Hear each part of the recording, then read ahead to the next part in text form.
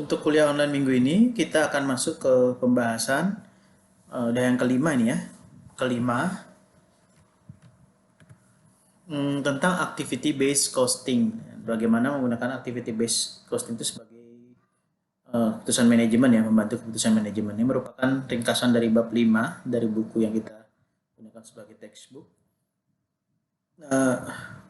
Kalau kemarin balik lagi ketika kita sudah paham tentang job costing ya, kalau kalian ingat eh, eh, ada bahasanya normal costing gitu, ada actual sama budget akan selalu berbeda, terus di akhir tahun harus di adjust ya supaya income statementnya sesuai dengan fakta yang sebenarnya. Nah, ada juga di beberapa problem yang muncul ya ketika kita menggunakan metode rata-rata istilahnya. Kalau kita mengaveragekan sebuah cost, itu akan menghasilkan fenomena yang namanya under costing atau over costing dari sebuah produk atau layanan. Jadi tujuan pembelajaran di bab ini adalah sebelum ke ABC kita pahamin dulu selalu ada namanya under atau over ya, karena namanya perkiraan ya, udah rata-rata. Nah, informasi yang kurang tepat ini kadang-kadang membuat manajemen menjadi salah dalam penentuan harga ya, karena ketika costnya under atau over, tentunya harga yang ditampilkan ke customer juga akan berbeda. Nah, untuk itu ada 3 pedoman untuk memperbaiki sistem penetapan biaya supaya lebih detail atau lebih tepat. Dari situ muncul activity based costing system ini. Sehingga kita coba bedakan gimana sih kalau simple dengan activity based costing itu apa kelebihannya. Kemudian kita juga akan mencoba menjelaskan 4 bagian dari hierarki biaya. Kemudian bagaimana menggunakan penetapan biaya berdasarkan activity untuk biaya produk atau layanan. Kemudian mengevaluasi apa sih cost dan benefit menggunakan activity based costing system ini.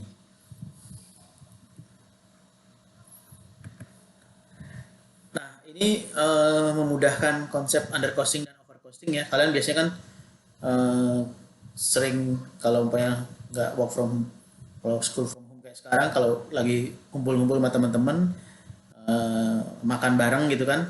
Ini ada contohnya, ada 4 orang ya, Emma, James, Jessica, Matthew. Mereka ngumpul makan, terus ada yang pesen entry apa pembukanya, dessertnya, minumnya, masing-masing pasti beda-beda kan. Nah, untuk memudahkan biasanya kan apa namanya, di total aja ya, di total terus dibagi rata gitu ya. Sehingga secara rata-rata muncullah untuk urunannya $27 itu di sini. Nah, apa yang terjadi, fenomena yang ada? Ada satu yang namanya, tentu saja ya, kayak James gitu. Dia kan sebenarnya menggunakan, menikmati senilai hampir 42 ya, 42 udah entry-nya mahal. Drinksnya juga lumayan dibanding yang lain. Cuman dia cuma bayar 27. Nah, fenomena itu artinya produk yang dilaporkan memiliki biaya lebih rendah per unit gitu, tetapi menggunakan tingkat sumber daya yang lebih tinggi per unit. Kayak James, dia seharusnya menggunakan 42 sumber daya, cuman dia dilaporkan cuma seharga 27 gitu. Di sisi lain ada juga yang kasihan nih, kayak si Eman ya, overcosting produk ya. Jadi produknya yang seandainya itu sebuah produk ya dilaporkan memiliki biaya tinggi per unit, jadi di Emma dianggap menggunakan $27 gitu, tapi sebenarnya dia cuma make $15 gitu kan. Nah, ketika ada under costing dan over costing ini akan menimbulkan problem di manajerial ya, karena ternyata dua produk ini tidak tercermin secara jelas cost yang melekat pada produk ini. Nah, maka dari itu ada sebuah pedoman bagaimana istilahnya memperbaiki refining costing, membuat dia lebih lebih pas atau lebih detail atau bahkan lebih mencerminkan ya. Ada 3 pedomannya ya. Mencoba mencari direct cost tracing. Jadi kalau masih ada biaya-biaya yang benar-benar secara direct bisa di tracing, itu digolongkan ke direct cost. Kemudian indirect cost pool sama cost allocation-nya diperbanyak gitu ya. Dalam artian kalau kita pakai pulsnya biasa overheadnya cuma satu, mungkin itu belum cukup mewakili gitu, sehingga butuh refining dengan menambah, kira-kira ada beberapa indirect cost pools yang harus dibuat. Nah ini kita contohkan yang pakai simple ya. Indirect costnya cuma satu doang nih. Ini kejadian di contohnya ada sebuah pabrik gitu ya, memproduksi dua jenis produk yang namanya S3 dan C5 lensa. Jadi dia untuk apa nih? Untuk mobil ya kalau salah. Yang satu S3 itu sebenarnya lensa yang simple, lensa yang mungkin lampu yang warnanya putih saja, nggak ada warna-warni, terus lakukannya juga standar. Sedangkan C5 itu lebih kompleks ya, ada gabungan warna, ada bentuknya khusus gitu.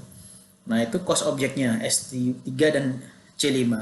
Step keduanya apa? Kita biasanya hitung direct cost ya. Direct costnya berarti ada biaya material, ada biaya tenaga kerja pabrik ya. Sini.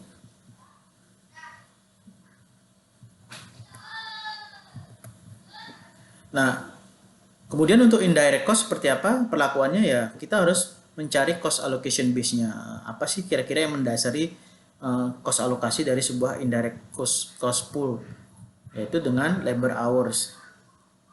Dan ini di pool menjadi satu, jadi semua biaya overheadnya dimasukkan menjadi satu pooling di sini, sehingga total kalau kita hitung ya dengan alokasi seperti ini, dialokasikan berdasarkan labor hour $60. Jadi tidak terbedakan ya antara S3 atau C5, sama indirect cost-nya adalah $60. Nah, kejadian yang muncul apa ketika ditambahkan di sini?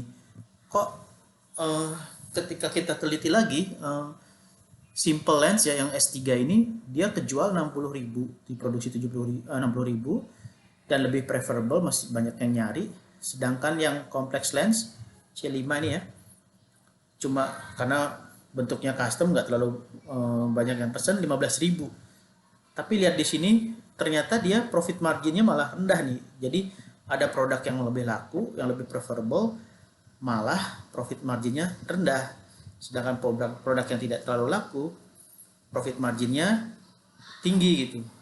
Nah ini salah satu gejala, jangan-jangan kita pas pooling indirect cost ini tidak mencerminkan bagaimana cara yang membedakan membuat S3 sama C5 ini. Nah, karena dia cuma punya simple costing system, ketika dia apa istilahnya bidding dengan produsen lain, seolah-olah S3 ini harga pokoknya mahal, jadi dia nggak berani nawar lebih murah sehingga kalah berkompetisi dengan produsen yang lain. Maka dari itu akhirnya perusahaan ini mencoba melihat kembali kira-kira ada apa ya, kenapa S3 kita kok kelihatan profit marginnya kecil, dalam artian berarti secara kemungkinan ada pembebanan biaya yang kurang pas gitu. Makanya muncullah salah satu sistem yang digunakan ya, activity based costing system. Jadi harus dilihat lagi nih, fundamental cost object itu kan pasti ada aktivitas-aktivitas yang akan membuat produk itu jadi. Nah, cost atas aktivitas inilah yang akan di assign gitu. Sehingga dari activity itu dipecah lagi nih. Kira-kira untuk bikin produk lampu tadi ya, yang simple sama yang detail itu prosesnya apa aja, aktivitas utamanya apa aja sih?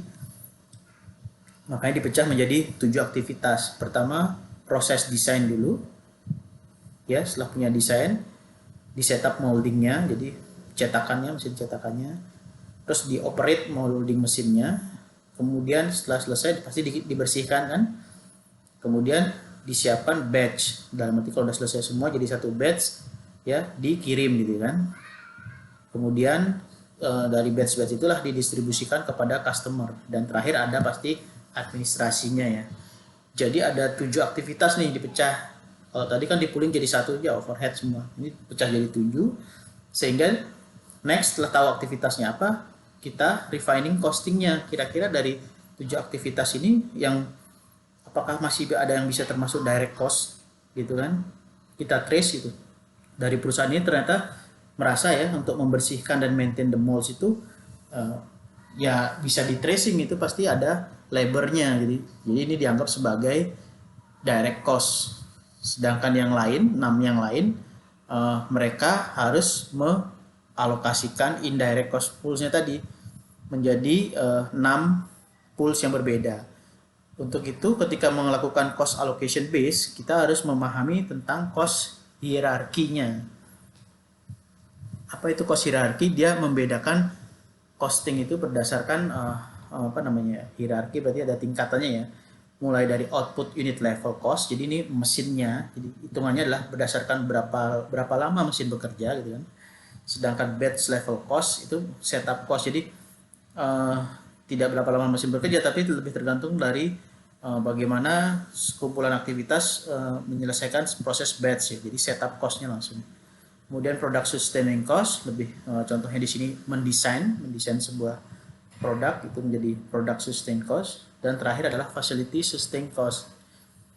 Dia diasumsikan sama dengan jumlah tenaga kerja jam dalam pabrik, karena ini lebih ke manajerial. Jadi semakin banyak tenaga kerjanya itu pasti ada hubungannya dengan administrasi dan manajerial. Dari cost hierarchy ini dan 6 aktivitas yang dianggap bisa dibikin indirect cost pool, yang tadi simple dibikin berdasarkan activity base gitu. Sama ya. Step pertama, apa cost objeknya? Ada S3 dan C5 lens.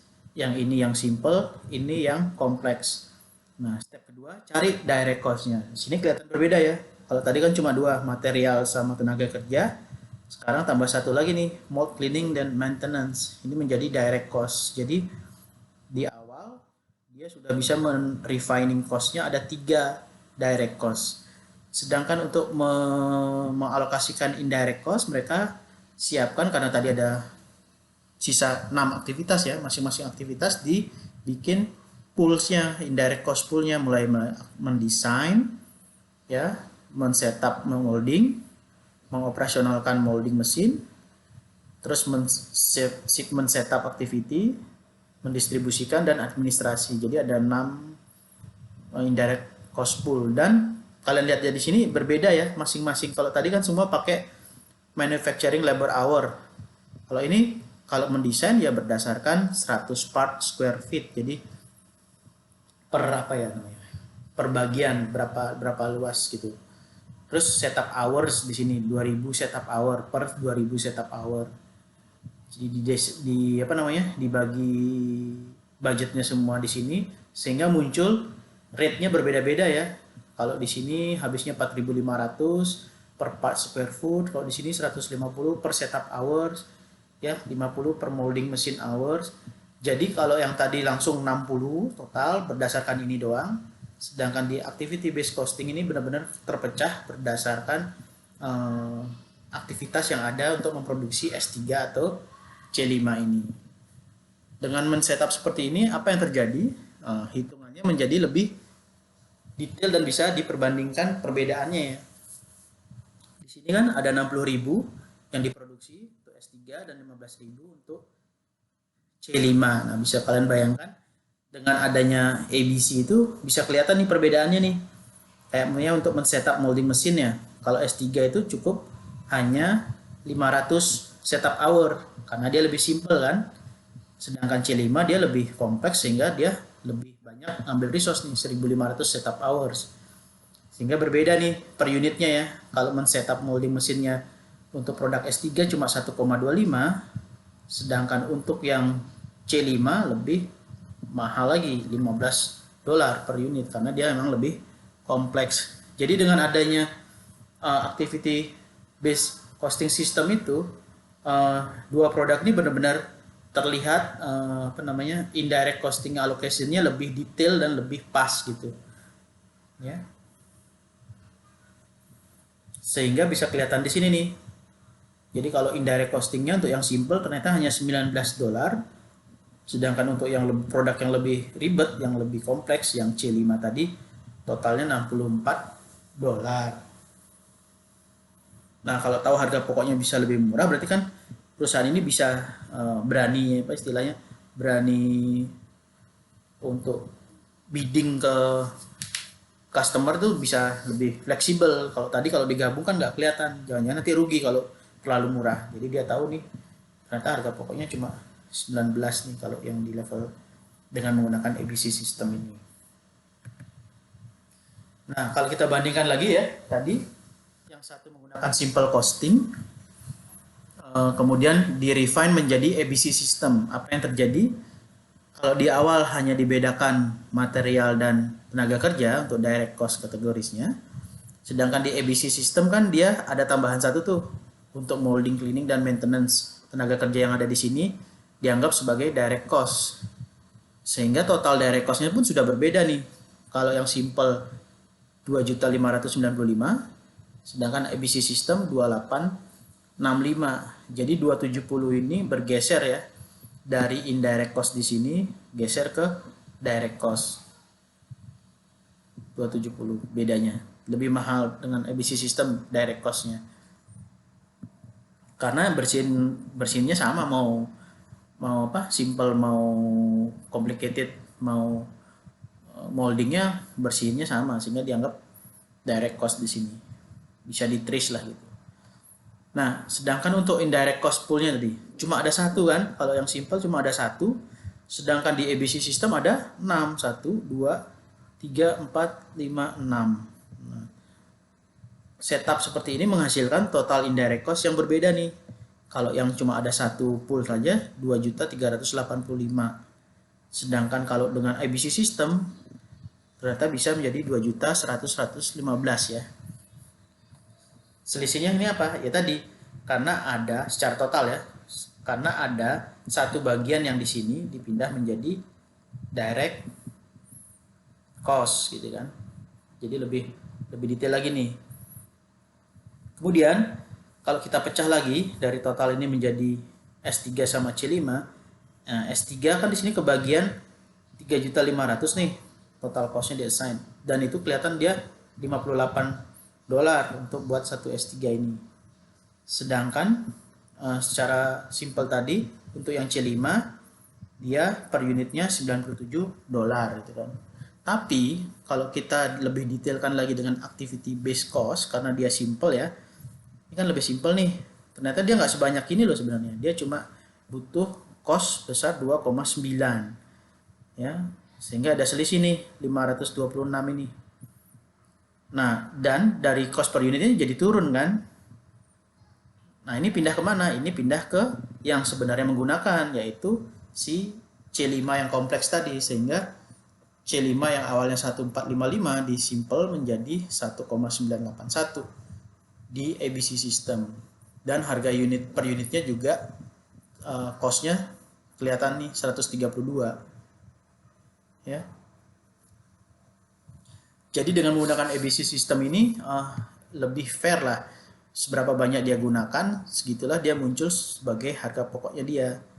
Ya, sedangkan kalau pakai simple karena cuma satu indirect cost pool, dia nggak kelihatan nih mau simple mau kompleks, kelihatan berbaur gitu, kurang detail. Oke. Nah, benefitnya apa ABC system ini?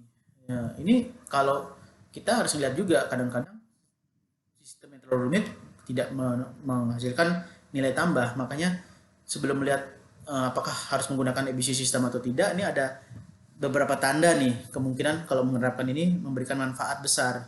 Yang pertama ya tadi, sejumlah besar biaya tidak langsung ya dialokasikan hanya dengan menggunakan satu. Nah, kalau ada satu indirect cost pool itu kemungkinan ABC system bisa membantu nih. Jadi semakin banyak cost poolnya bisa ada benefitnya.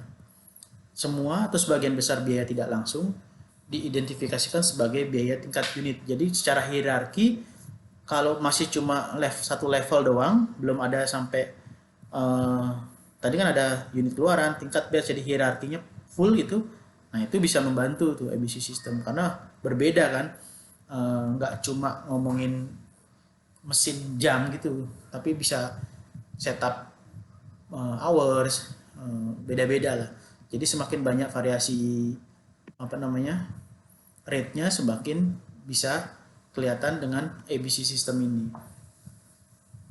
Kemudian kalau ada produk yang membutuhkan beragam ya, mulai dari volume, proses, langkah, dan kompleksitas. Jadi semakin banyak produknya yang kayak tadi kan ada yang simple, ada yang detail. Yang detail kan lebih banyak proses, lebih ukuran batch-nya berbeda. Nah itu ABC system bisa mendetek itu. Yang keempat, produk-produk yang sangat cocok untuk dibuat. Nah ini tadi kenapa dia merasa harus menggunakan ABC system, karena yang jualannya banyak kok marginnya kecil, sedangkan yang jualannya tidak terlalu banyak, yang lebih sedikit malah besar gitu. Di sini 60.000, di sini 15.000 gitu kan, tapi marginnya yang malah besar yang 15.000 bukan yang 60.000. Nah ini harus dicek dulu nih, jangan-jangan ada tadi under atau over costing. Kemudian staf operasi memiliki perbedaan pendapat yang substansial dengan biaya produksi yang dilaporkan bagian pemasaran produk dan layanan. Ya, karena biasanya kan overhead tuh masuk di sini kan ya, di luar operasional ya. Sehingga kalau ada perbedaan yang sangat mencolok itu di overhead, ada bagusnya kita gunakan ABC system untuk mendetek aktivitas apa sih sebenarnya yang menggunakan resource yang berlebih atau kurang catat resource gitu ya. Itu benefitnya. Sedangkan untuk cost-nya yang namanya ABC system ya, secara cost adalah keterbatasannya, dia butuh pengukuran ya untuk mengimplementasikannya. Jadi kebayang kalau simple tadi kan cuma butuh ngukur berapa jam kerja pegawai aja kan. Tapi kalau menggunakan 6 cost pool tadi berarti harus ada ngukur apa tadi? Mesin hoursnya berapa, setup hoursnya berapa gitu kan. Jadi makin banyak pengukurannya. Kemudian yang kedua, sistem ABC ini juga harus membuat manajer itu memperkirakan cost poolingnya ya. Jadi budgetnya jadi banyak kan, budget costnya.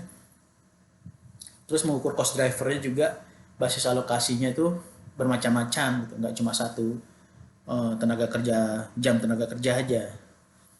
Sehingga kalau di sini dibilang bahkan sistem ABC yang paling dasar aja membutuhkan banyak perhitungan gitu kan. Dan perhitungan untuk pengukuran ini mahal, sehingga perlu balancing nih antara cost dan benefitnya. Dalam artian nggak berarti juga semakin banyak poolingnya, cost poolnya di per aktivitas akan semakin detail atau semakin tepat. Jadi kadang-kadang kalau tadi yang 6 udah cukup ya oke, nggak usah sampai benar-benar detail aktivitas semua diukur gitu ya. Kebayang kalau ada 100 aktivitas detail diukur, ya pasti sangat costly-nya untuk mengukurnya, bukan paling selisihnya juga berbeda sedikit aja nanti hasil simple sama cost-nya. Jadi perlu dipertimbangkan juga bahwa ada kelemahannya juga, ada keterbatasannya. Cuman kalau dicari mix yang tepat, cost ABC sistemnya ini ya bisa membantu tadi benar-benar menjelaskan satu produk itu sebenarnya harganya berapa sih, harga biaya produksinya gitu ya. Nah, demikian yang dapat Bapak dapat sampaikan.